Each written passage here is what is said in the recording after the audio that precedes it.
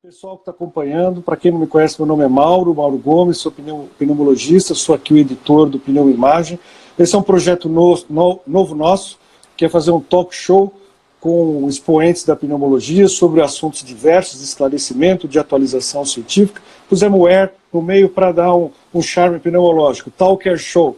Então, o Cassado é pneumologista, é professor da Faculdade de Ciências Médicas da Santa Casa de São Paulo, antigo colega e amigo. Dr. Eduardo, ele é dos autores das recomendações brasileiras para o manejo da asma da SBPT. Eu queria que você falasse, Eduardo, primeiro, eu acho que existe uma confusão em recomendação e consenso, né? O que você poderia colocar para o pessoal? Eu só vou pegar o outro. Boa noite, pessoal. Boa noite, Mauro.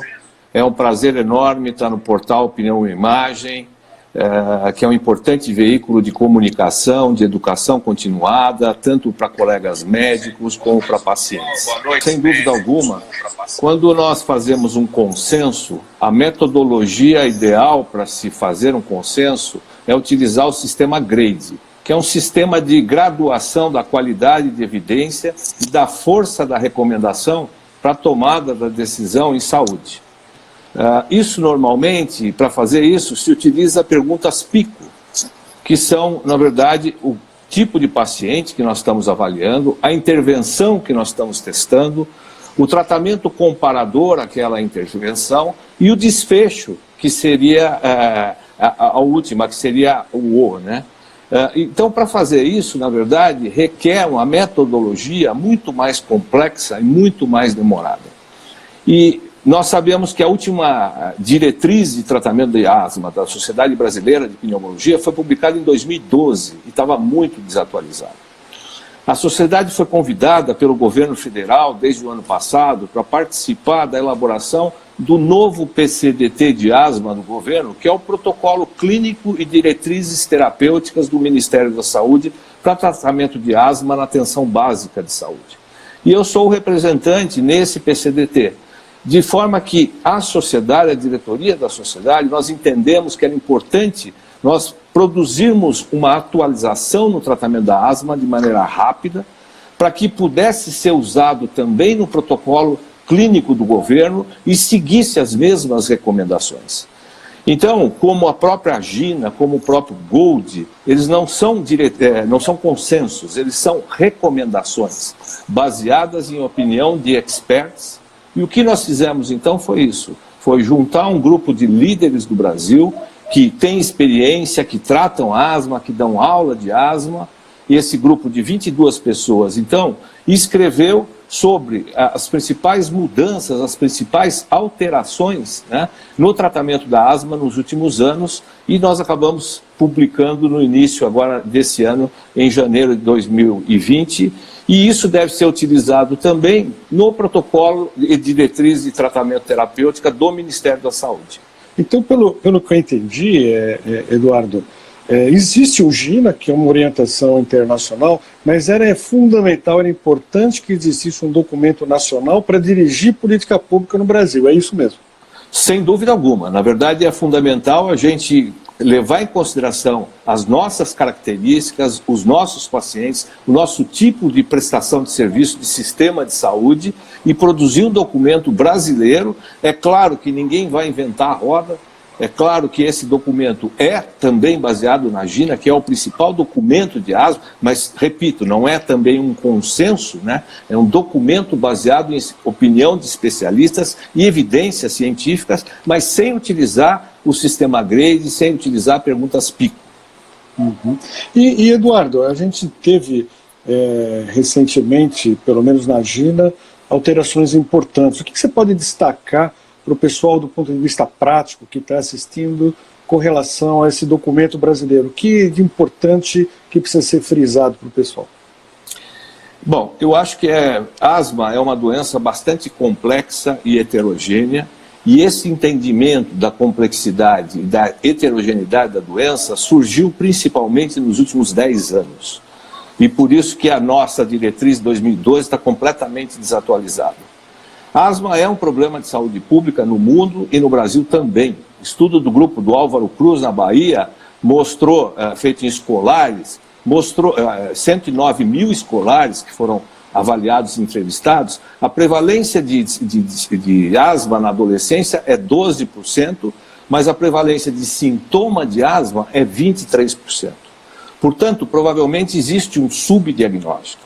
Alguns estudos publicados nos últimos 2 anos no Brasil, com dados de DataSUS, mostram que a mortalidade por asma vem caindo no Brasil também. E essa mortalidade caiu principalmente a partir de 2004, quando foi introduzido o corticoide inalado na rede pública. Apesar da mortalidade cair e das hospitalizações caírem, nós temos ainda por volta de 120 a 130 mil hospitalizações por ano só no SUS no Brasil, e nós temos ainda quase que 2.050 mortes por ano, ou seja, 5 a 6 mortes por dia por asma no Brasil. Esses são dados, então, que fizeram com que, na verdade, se mudasse, porque existe uma superprescrição de broncodilatador no mundo. Isso que eu ia perguntar, você tem dados brasileiros de como é que os remédios são vendidos aqui no Brasil, não? Só para completar dados de controle, né, a gente publicou no Journal of Asthma, em 2018, uma enquete numa população brasileira que mostrou que 12% só dos adultos estão com a sua asma controlada, 36% parcialmente controlada e 51% com a sua asma não controlada.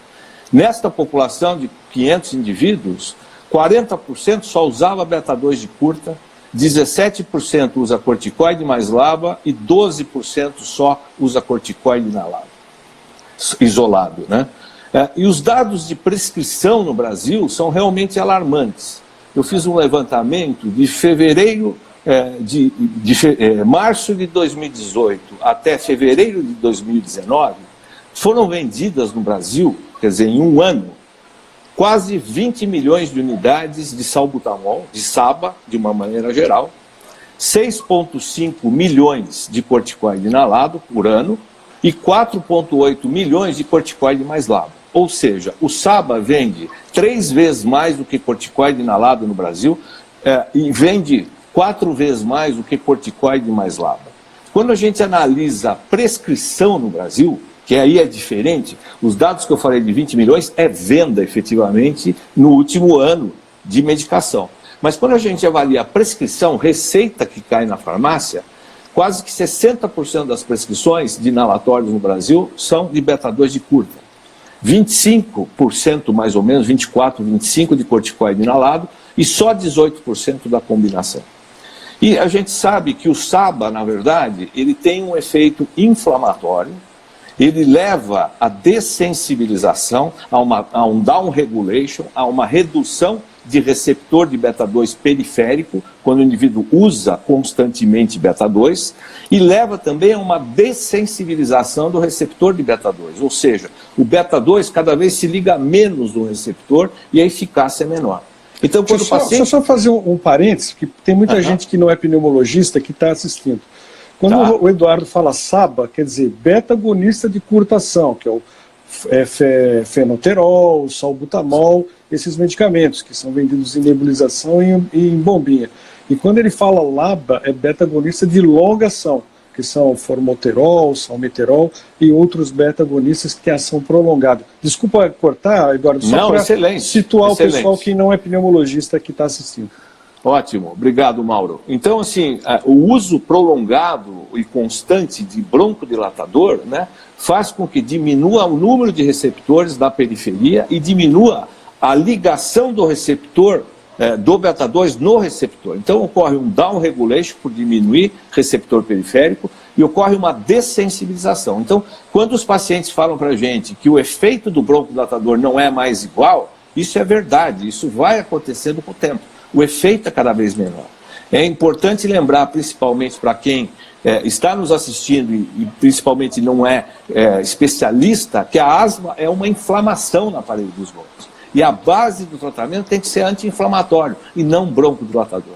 E vários estudos têm mostrado que o uso prolongado, então, do beta-2, como a própria Gina coloca, aquele indivíduo que usa mais do que 3 bombinhas no ano de beta-2, ele tem um risco aumentado de exacerbar, e o indivíduo que usa mais do que uma bombinha por mês de beta-2, e isso é comum, tem um aumento de morte associado à asma. Então, o broncodilatador, ele aumenta a inflamação e piora a asma com o tempo. Então, nós precisamos reverter esse cenário e prescrever mais anti-inflamatório e menos broncodilatador. Então, e aí o consenso privilegia isso agora, né, Eduardo? Exatamente. Então, o tratamento da asma... Consenso não, recomendação. A recomendação, né? Exatamente. É uma recomendação. A recomendação de asma, né? O primeiro passo para todo asmático é, sem dúvida alguma, o controle da exposição, o controle ambiental. É importante rever controle da asma, e controle deve ser avaliado de maneira sistemática por alguma ferramenta, ou as perguntas da GINA, ou o ACT, ou o ACQ7, que são instrumentos que pontuam e avaliam se o indivíduo está controlado, parcialmente controlado e não controlado. E, além de sintoma, então, de controle, principalmente nas últimas 4 semanas, se recomenda avaliar risco futuro periodicamente. Então, a gente precisa medir periodicamente a função pulmonar dos indivíduos, o risco de exacerbação e, inclusive, efeito adverso do tratamento. Então, todo mundo tem que fazer isso. Se o indivíduo tem uma asma leve, ou seja, na etapa 1, tem sintoma de vez em quando, até a última recomendação, até 2019, né, a GINA 2019, antes dela, a recomendação era só usar beta-2 de curta, broncodilatador, quando tivesse sintoma. E a gente sabe que mesmo indivíduos com asma leve têm um risco de exacerbar e de morrer por asma. Isso acontece frequentemente, a gente tem assistido isso na mídia com algumas pessoas importantes que têm morrido de asma. Então a mudança aí foi, não, toda vez que tiver que dar um broncodilatador, eu vou dar um corticoide junto. Que é um exatamente para tirar esse risco de maior morte só com o beta-agonista. Exatamente. Então, quando eu vou dar broncodilatador, eu dou anti-inflamatório. Porque quando o indivíduo piora, o bronco fecha, porque ele está mais inflamado. Então eu não posso dar só broncodilatador, eu tenho que desinflamar para ele parar de fechar. Senão eu fico tratando o sintoma, a consequência, e a causa vai piorando e estando cada vez pior. Então, na etapa 1, a recomendação passou a ser usar corticoide inalatório, junto com o formoterol, no mesmo dispositivo inalatório. Essa seria a primeira opção. E naqueles indivíduos que não têm condições, como a combinação de corticoide mais formoterol é mais cara e não está disponível, por exemplo, na farmácia popular, a segunda opção seria usar um corticoide associado a um broncodilatador de curta, porque é mais barato e porque está disponível no mercado brasileiro esse remédio. Então, na farmácia popular encontra gratuitamente, tanto o corticoide quanto o beta-2, né? Sim, encontra separadamente em 2 dispositivos inalatórios, diferentes. Mas existe remédio com a combinação, inclusive, de um broncodilatador de curta com um corticoide disponível no mercado e que é muito mais barato do que o corticoide mais formoterol, em qualquer das apresentações. Então essa seria uma segunda opção na etapa 1. Na etapa 2, é aquele indivíduo que tem mais sintoma frequente, aí já está indicado usar corticoide todo dia, ou associado a broncodilatador quando precisa, ou usar a própria combinação de corticoide mais formoterol de vez em quando precisa.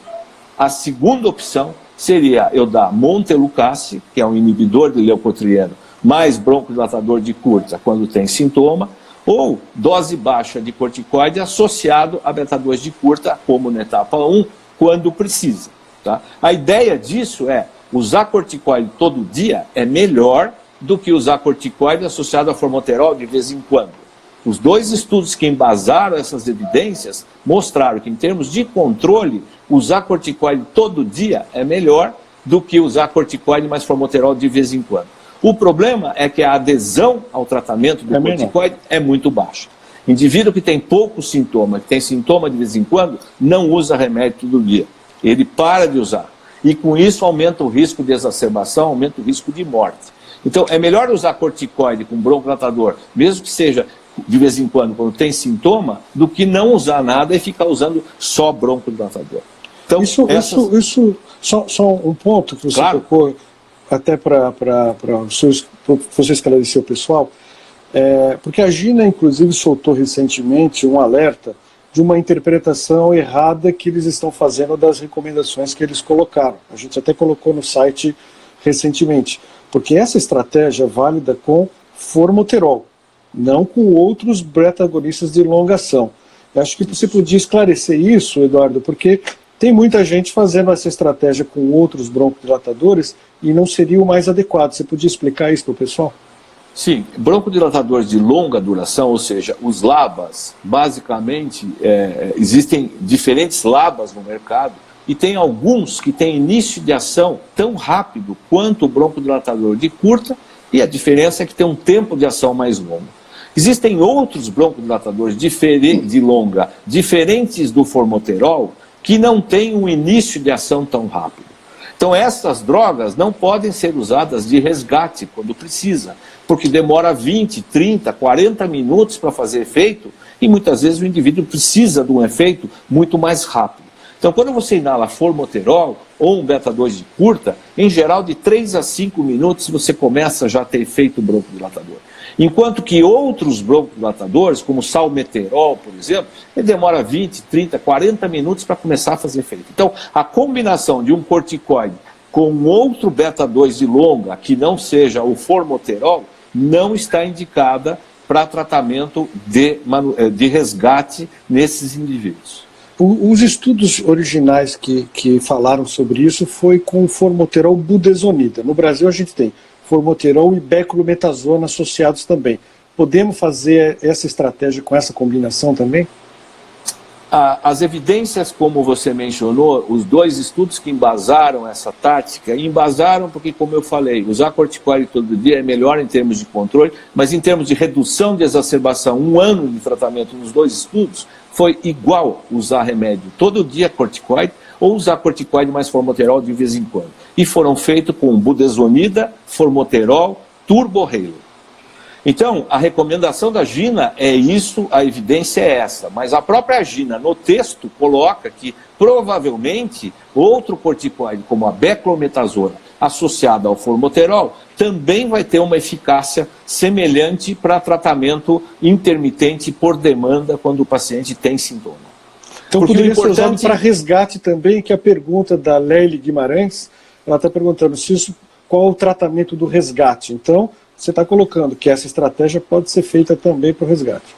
Isso, então na etapa 2, por exemplo, ou você usa corticoide todo dia e beta-2 de curta, quando precisa, ou você usa corticoide mais formoterol, quando precisa só, sem usar nada todo dia. Na etapa 3, que é o indivíduo mais grave, que realmente precisa de medicação de manutenção, aí existem duas táticas. Você pode usar corticoide associado a um broncodilatador de longa, dose fixa, e usar um beta-2 de curta, se necessário, no intervalo, ou você pode usar corticoide dose baixa, mais formoterol de manutenção, ou seja, 2 vezes ao dia, e doses adicionais com o mesmo medicamento, com o mesmo dispositivo inalatório, se houver necessidade. Existem meta-análises que compararam essas duas estratégias na etapa 3 e na etapa 4 do tratamento. E nenhuma das meta-análises mostrou que nenhuma das táticas é superior. No meu modo de ver, a vantagem de se utilizar terapia de manutenção e de resgate é que você utiliza uma dose menor de manutenção, de manhã e de noite, e se precisa, você usa doses adicionais do corticoide mais formoterol. Ao invés de você usar uma dose fixa, mais alta de corticoide, mais broncodilatador, e usar só broncodilatador de longa, e usar só broncodilatador de curta, quando necessário. Mas, como... Pode falar. Pode falar. Não, mas as duas estratégias, por evidências de estudos clínicos randomizados e meta-análises, são equivalentes em termos de controle e redução de exacerbação a longo prazo. A grande vantagem, eu acho... A grande vantagem, eu acho... Pode falar, desculpa. Não, enquanto isso que você está falando sobre a manutenção, o Gustavo perguntou do montelukast, se teria papel nessa manutenção. Você podia incluir no seu raciocínio essa questão também? Sim. O montelukast está indicado na etapa 2 como uma segunda opção ao corticoide todo dia mais SABA ou corticoide mais formoterol de demanda. Você pode introduzir montelukast como opção, a vantagem é ser oral, e você utilizaria aí um broncodilatador de curta se necessário. Na etapa 3, também o montelukast pode ser utilizado associado, por exemplo, a corticoide de dose baixa mais LABA e montelukast, e aí usar por exemplo, SABA de demanda se necessário. Na etapa 4, também, você pode associar o montelukast à combinação. Então, ele está recomendado isoladamente na etapa 2, mais beta-2 de curta, e nas etapas 3, 4 e 5, você pode associar ao corticoide mais LABA na tentativa de melhorar o controle. Lembrando que montelukast é droga adicional, a gente não baseia o tratamento, se o Gustavo estava tentando fazer essa pergunta, com o montelukast. É droga adicional, caso o controle não seja alcançado com corticoide e LABA. E para a Ana, que está perguntando diferença entre beclo e fluticasona, na recomendação brasileira tem um quadro muito interessante, comparando todos os corticoides inalatórios, qual a potência entre eles, qual é a dose que seria considerada pequena, moderada e grande de cada um desses corticoides. Então recomendo que você baixe o documento e veja esse quadro comparativo, porque está isso tudo muito bem ilustrado ali. Pode continuar, Eduardo. Na verdade, os corticoides inalados não são todos iguais. Existe variação de potência do corticoide. É claro que quando a gente fala de medicação inalatória, é fundamental a técnica inalatória, é fundamental a adesão ao tratamento, mas teoricamente a fluticasona ela tem uma potência maior do que a budesonida e a budesonida tem uma potência maior do que a beclometasona. Budesonida e mometasona seriam mais ou menos equivalentes. Então, existe uma diferença, né, de potência das drogas. É importante mencionar que a beclometasona que se usa hoje, né, é completamente diferente da beclometasona que nós usávamos, Mauro, há 30 anos atrás, né, que foi o primeiro corticoide inalado desenvolvido, né? Então, com a tecnologia HFA e tecnologia de partículas extrafinas, você consegue, então, um outro tipo de molécula de beclometasona com uma potência muito maior, com uma dose menor. Mas, sem dúvida alguma, a fluticasona tem uma potência maior que a budesonida e a budesonida tem uma potência anti-inflamatória maior do que a beclometasona. Aproveitando esse gancho, tem uma pergunta que chegou, Eduardo, sobre o medicamento que é disponível na farmácia popular, é beclometasona com SABA.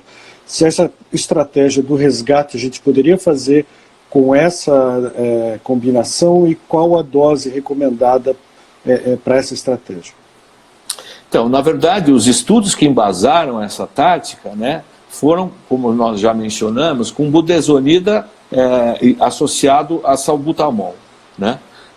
O que nós temos disponível hoje na farmácia popular, nós temos a beclometasona disponível, nós temos a budesonida disponível e nós temos salbutamol disponível. Os estudos foram feitos com um único inalador, né?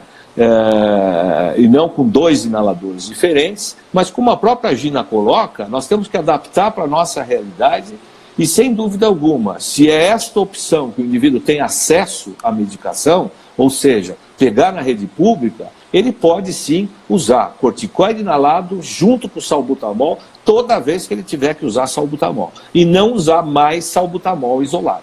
Então ele poderia pegar os remédios de graça, usar com 2 dispositivos inalatórios, né?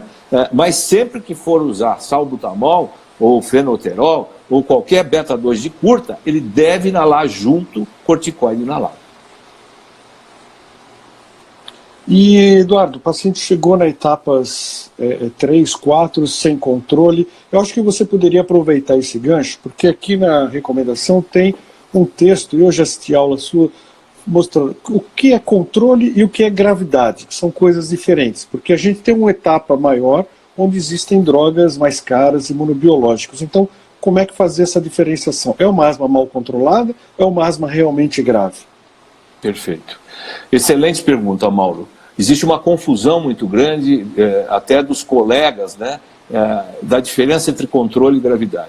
Controle, na verdade, são 2 domínios. Um é sintoma. E como eu falei, a gente usa algumas ferramentas para avaliar se o indivíduo está controlado do sintoma, principalmente nas últimas 4 semanas. Seja as 4 perguntas da Gina, ou o ACT, que é uma ferramenta fácil, são 5 perguntas, e você pontua, né? Acima de 20 o indivíduo está bem controlado, de 15 a 20 ele está parcialmente controlado, e abaixo de 15 está mal controlado, ou a CQ7, que é um pouco mais complicado, mas usar um instrumento para avaliar controle de sintoma nas últimas 4 semanas. E eu devo avaliar periodicamente risco futuro também, que eu falei, exacerbação, efeito colateral do remédio, é importante, e função pulmonar. Então, a recomendação, embora a função pulmonar ela não seja importante para avaliar o controle no dia a dia, ela é importante a longo prazo para saber se o indivíduo está perdendo função pulmonar. Então, todas as recomendações, inclusive a nossa, recomenda fazer espirometria a cada 3 ou 6 meses para avaliar risco futuro nesse paciente. Então, são essas duas coisas que a gente avalia. Então, controle é um estado da doença. Então, eu avalio como ele está nas últimas 4 semanas baseado no sintoma. Gravidade significa quanto de remédio eu tenho que dar para controlar esse indivíduo. Então, se esse indivíduo controla com dose baixa de corticoide de vez em quando, ele tem asma leve. Se esse indivíduo precisa de mais corticoide associado a broncodilatador, ele já tem uma asma moderada, de manutenção. Se ele está com broncodilatador de LABA associado a corticoide em dose média, ele está na etapa 4, ele é mais grave.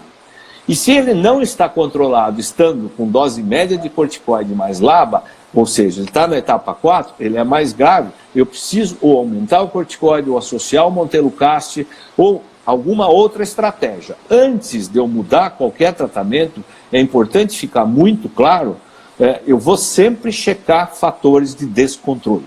Então, eu não posso aumentar remédio sem avaliar se a técnica inalatória, adesão ao tratamento. Eu falo isso toda quarta-feira para os residentes no ambulatório de asma. Você viu o paciente usando? A gente tem que acostumar a pedir para o paciente levar no consultório, toda a consulta, o dispositivo inalatório.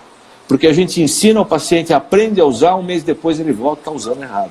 Então eu vou checar técnica inalatória, eu vou checar adesão, eu vou checar exposição ambiental e ocupacional, isso é difícil de checar. Eu vou avaliar se ele não tem comorbidades levando ao descontrole da asma, principalmente sinusite, polipose nasal, se ele não tem tabagismo, que é frequente, 20 a 25% dos asmáticos fumam, apneia do sono, aspergilose broncopulmonar alérgica. Então, antes de aumentar o tratamento, eu vou excluir falta de adesão, técnica inadequada, exposição e comorbidades. Depois que eu otimizei tudo isso, e esse indivíduo continua mal controlado, com dose moderada de corticoide mais LABA, pelo menos, e ainda tendo exacerbação, tendo sintomas, estando mal controlado, esse indivíduo é considerado portador de asma grave. Então, existe asma de difícil controle e asma grave. A grande maioria tem asma leve a moderada. 17% da população, por um estudo holandês, tem asma de difícil controle. E dentro desses 17% que tem asma de difícil controle, só 3,6% tem asma grave, que são indivíduos que eu otimizei todos esses fatores de descontrole, mesmo assim ele continua mal controlado, ele já está com corticoide em dose média, pelo menos inalatória, associado a LABA, eu associo o tiotropo, ele continua mal controlado, esse indivíduo então tem asma grave, que seria em torno então de 3,5%, 3,6%, 5%, varia aí, mas em torno disso, ou seja, asma grave é muito menos frequente. O que é comum é asma mal controlada, porque o indivíduo não usa o remédio, a técnica inalatória está inadequada, só usa quando está ruim, ele continua exposto a uma série de fatores que levam à exacerbação, ele tem uma rinocinusite mal controlada, isso é asma de difícil controle, não é necessariamente grave. Só uma informação, não sei se você está acompanhando, Eduardo, chegamos ao pico de 70 pessoas ao vivo acompanhando a gente aqui na sala. Muita sala de congresso não tem essa audiência que nós estamos tendo aqui. Muito pelas suas explicações, que estão colocando como muito objetivo, esclarecedor, muito didático. A gente aqui é sem enrolação mesmo, a gente põe o dedo na ferida aqui. Mande os coraçõezinhos aí, se vocês estiverem gostando, para aumentar a nossa audiência. E chegou uma pergunta antes da live, Eduardo, sobre criança. A partir de que idade pode começar a dar corticoide inalado, pode começar a dar LABA para criança? Tá. Então, nós colocamos uma tabela nessa recomendação brasileira, que é uma tabela, então eu recomendo todo mundo baixar a recomendação. Além da tabela de equivalência de dose de corticoide, nós fizemos uma tabela colocando todas as medicações disponíveis no Brasil corticoides isolados, corticoides associados a broncodilatador de longa, corticoide associado a broncodilatador de ultra longa, corticoide associado a broncodilatador de curta e LAMA, que tem disponível no Brasil, com todas as apresentações disponíveis, nome farmacológico, nome comercial do remédio, as doses disponíveis e as faixas etárias indicadas. Então, quando a gente olha essa tabela, existe uma variabilidade muito grande. Por exemplo, a fluticasona HFA, ela está aprovada acima de 1 ano de idade, tá? Para crianças acima de 1 ano de idade. A grande maioria dos corticoides inalados se coloca nas bulas, né, que foram submetidas à Anvisa em crianças. E muitas delas não especificam a faixa etária, mas algumas têm. Então, por exemplo, Flixotide, nós podemos falar nome comercial aqui, né? Flixotide, por exemplo, ele está aprovado acima de 4 anos de idade. Agora, quando eu uso em spray, em HFA, o Flixotide spray, ele está aprovado nos 50 microgramas acima de 1 ano de idade. Já o 250 acima de 4 anos de idade. Então, nós temos aí várias opções a partir de 1 ano de idade, outras a partir de 4, outras a partir de 6 anos de idade, dependendo da medicação que você está pensando em usar, da dose que você está pensando em usar. Então, eu recomendo para que todo mundo dê uma olhada nessa tabela, porque nós demoramos muito tempo para produzir essa tabela e conseguir checar a bula da Anvisa de cada um dos medicamentos para ter certeza da dose recomendada em cada faixa etária, a partir de qual faixa etária e assim por diante. E a Marília acabou de dizer aqui que essa tabela ficou show, viu, Eduardo? Só para você saber, ela está elogiando a tabela. Deu trabalho realmente para fazer a tabela.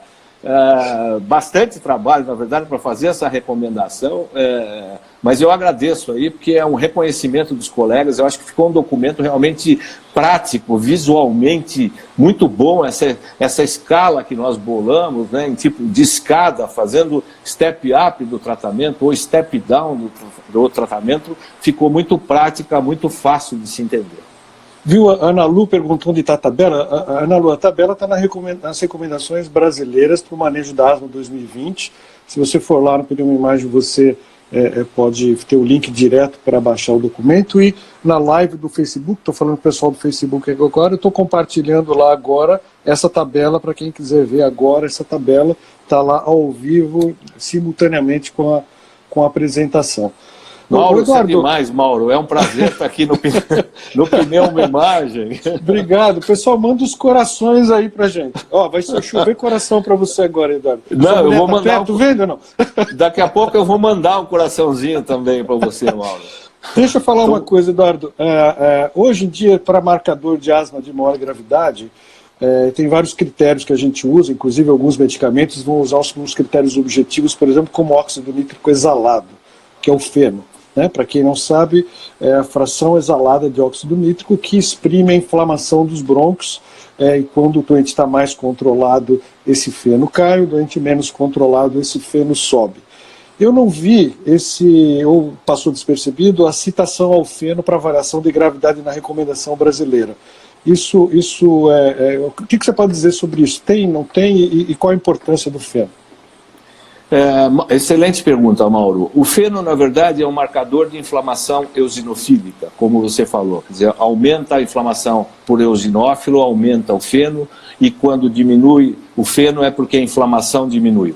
Ele serve até como um parâmetro de acompanhamento do tratamento, como você falou. Quer dizer, o começo da corticoide, o feno vai caindo porque diminui a inflamação eosinofílica.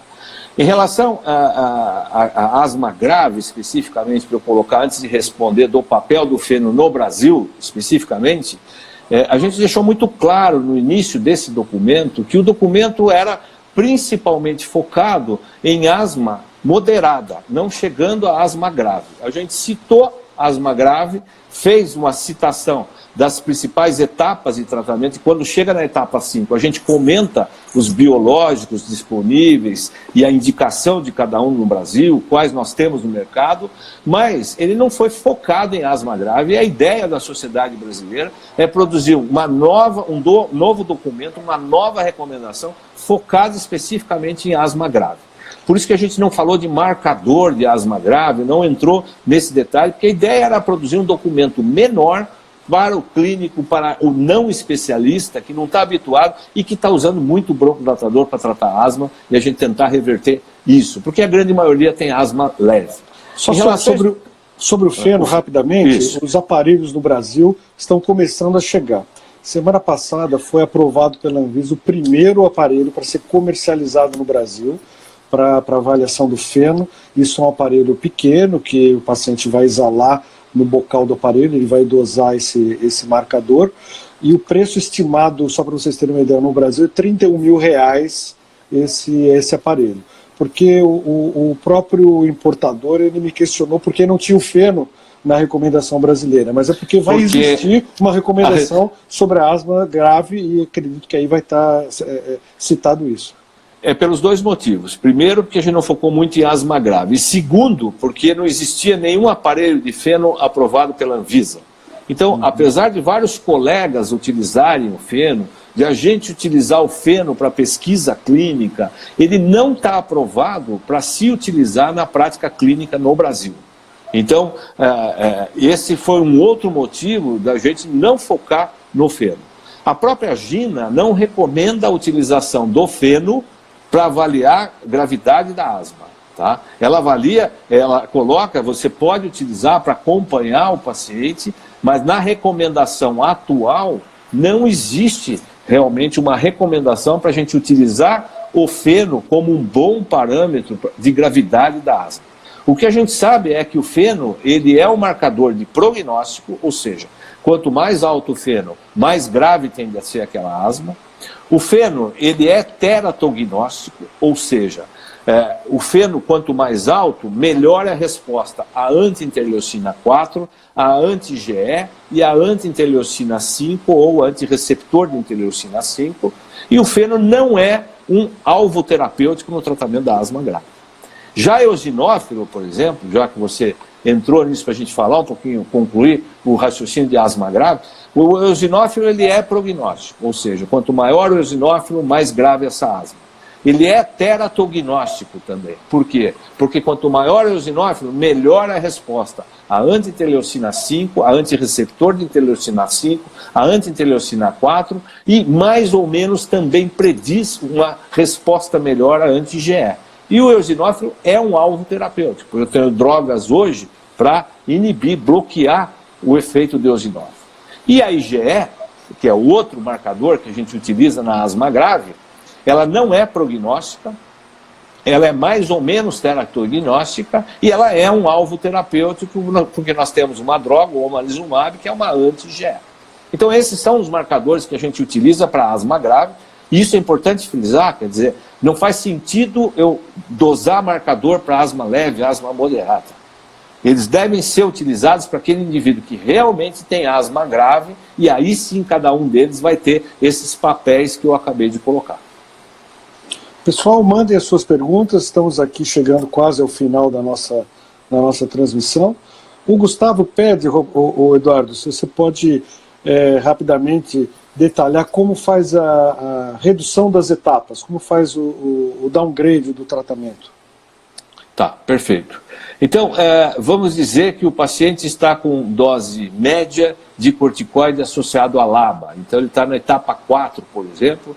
Ele já está controlado há alguns meses, de 3 a 6 meses, ele está completamente controlado, não tem exacerbação, não tem despertar noturno, não está tendo limitação de atividade, não está usando beta-2 de curta. Aí eu vou pensar em fazer o step down. A recomendação atual é não tirar o LABA de cara, como primeira opção, e deixar o corticoide em dose média. A recomendação atual seria baixar para a dose baixa do corticoide e manter o LABA, e acompanhar esse indivíduo por mais um tempo, de 3 a 6 meses, 1 ano, dependendo do paciente. Se aí sim esse paciente continua completamente controlado, sem usar beta-2 de curta, aí eu tiro o LABA e deixo o corticoide inalado em dose baixa, ou corticoide mais formoterol ou corticoide mais SABA por demanda só quando precisa. Então essa seria a forma de fazer step down em indivíduos acima de 12 anos de idade e até em crianças de 6 a 11 anos, que o tratamento é muito parecido com o tratamento de adultos. E lembrando, pessoal, reforçando, essa estratégia do resgate com LABA corticoide só vale com a combinação que possui formoterol. Esse foi um alerta, friso novamente, que a Gina emitiu recentemente, é um alerta porque está tendo uma interpretação errada dessas etapas 3, 4 de tratamento, onde pode-se usar o labacorticoide para fazer tanto manutenção quanto resgate, desde que a combinação tenha formoterol. Se não for uma combinação com formoterol, o resgate tem que ser feito com o SABA, que é com a bombinha do beta-2 de curta, mais a bombinha de corticoide inalatório. E aqui, para finalizar, Eduardo, a Érica pergunta qual dose máxima de formoterol, seja isolado ou seja combinado ao corticoide inalado. Acho que essa é uma boa pergunta, já que a gente vai usar ele como resgate. Perfeito, Mauro. Na verdade, quando a gente usa, por exemplo, a tática de corticoide associado a formoterol de manutenção e de resgate, ou seja, eu devo usar dose baixa, ou seja, 6.200, por exemplo, de budesonida formoterol, e usar de 12 em 12 horas uma dose, mais até 6 doses adicionais. Ou seja, os estudos foram feitos até 8 doses por dia da combinação 6.200. Na verdade, o que limita o uso é o formoterol e a dose máxima permitida por dia é 72 microgramas por dia. Tá? Então é uma dose até maior do que se utiliza nos estudos, mas fazendo tática de tratamento, manutenção e resgate, é até 8 doses por dia, com o mesmo inalador. Muito bem. Alguma consideração final, Eduardo, para o pessoal? Alguma mensagem final que você queira deixar sobre as recomendações, sobre o tratamento da asma? Bom, em primeiro lugar, eu queria agradecer, parabenizar mais uma vez a oportunidade, o Pneumoimagem, por dar essa oportunidade e colocar tanta gente ao vivo, podendo discutir, fazendo pergunta e trocar experiência. Acho que a principal recomendação é tomar cuidado e não usar mais broncodilatador isolado para tratar asma. Mesmo asma induzida por exercício, aquele indivíduo que só faz exercício 2 vezes por semana e tem sintoma. Usa corticoide associado a broncodilatador de curta ou a formoterol, como você falou. Essas são as principais mudanças, principalmente na grande maioria dos asmáticos, que estão na etapa 1 e etapa 2 do tratamento. 80% dos asmáticos têm asma leve e intermitente e controla com remédio de vez em quando. Mas remédio de vez em quando, a partir da recomendação agora, é corticoide associado ou a formoterol ou a beta-2 de curta quando precisa. Eu queria mandar um abraço para todo mundo que está aí. Se as pessoas tiverem alguma dúvida, pode enviar, a gente tenta responder de alguma forma. Agradeço a atenção e a oportunidade de você e parabéns mais uma vez pelo Pneumoimagem, que é um veículo sensacional de informação, de educação continuada, informação para médicos e para leigos. Eduardo, agradeço muito sua participação, a gente combinou há algum tempo atrás, teve que conciliar a sua agenda bastante cheia, foi um prazer ter você aqui participando. Então, muito obrigado pela presença de todos vocês. Nós atingimos um pico simultâneo de mais de 70 pessoas aqui ao vivo, para uma quinta-feira à noite pré-carnaval. Eu acho que está muito bom. Obrigado a todos vocês, obrigado, Eduardo. E continue curtindo, compartilhando o Pneumoimagem. Aguardem novidades em breve. Um abraço para todos vocês. Obrigado, boa noite para todo mundo. Boa noite, Mauro. Obrigado. Tchau, tchau. Tchau, tchau. Tchau, pessoal.